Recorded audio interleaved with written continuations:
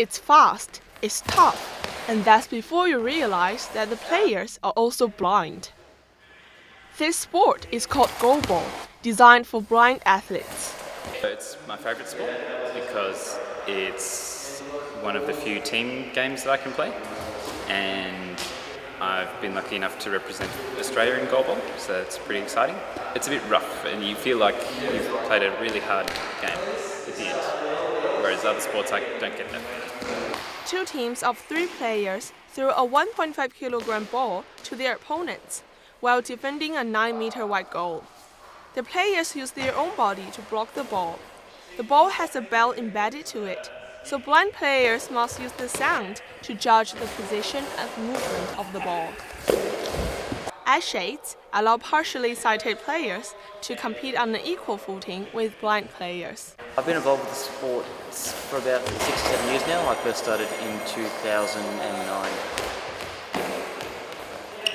You talk to my coach, apparently the first time I dove for the ball I went the wrong direction and wound up facing backwards or something, but it's certainly a fun thing to play. Goalball has become a very popular sport for blind people, but very little support has been given to the teams. Not at all, which is tragic, unfortunately. It's a small sport, obviously played by a very distinct group of people. We could do with a little bit more support, publicity, and just general awareness, not just of, I suppose, goalball, that the visually impaired can play sport and be active just like anyone else out there. Now, with the beginning of the cricket season, Daniel also starts on his first blind cricket match for this year.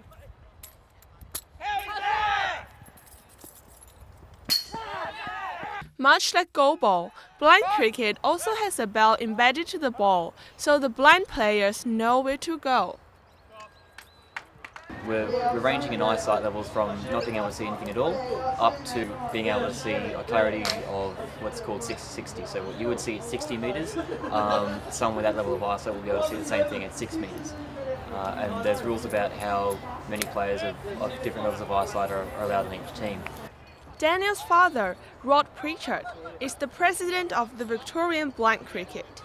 He has been volunteering in this role ever since Daniel got into this sport. Because I think it's something that's worthwhile. I think it provided Daniel with some opportunities that he didn't previously have, and it's just a way to make sure that he continues to enjoy those opportunities as well as other young people get to enjoy them as well.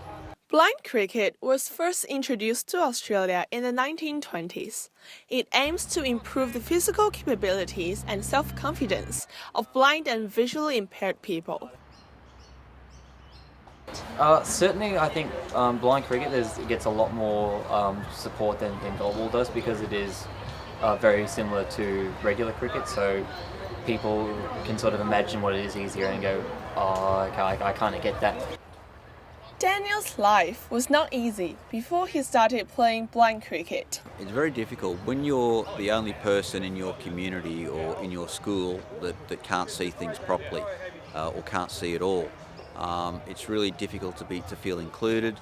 There was difficulties with educational opportunities. There was a general feeling that, well, I can't do things like other people do, I'm useless, I'm no good. And suddenly he found out that there were things that he was good at, and there were things that he was able to do. And then that changed his whole outlook on life, and that's a standard sort of outcome we see for a lot of young people.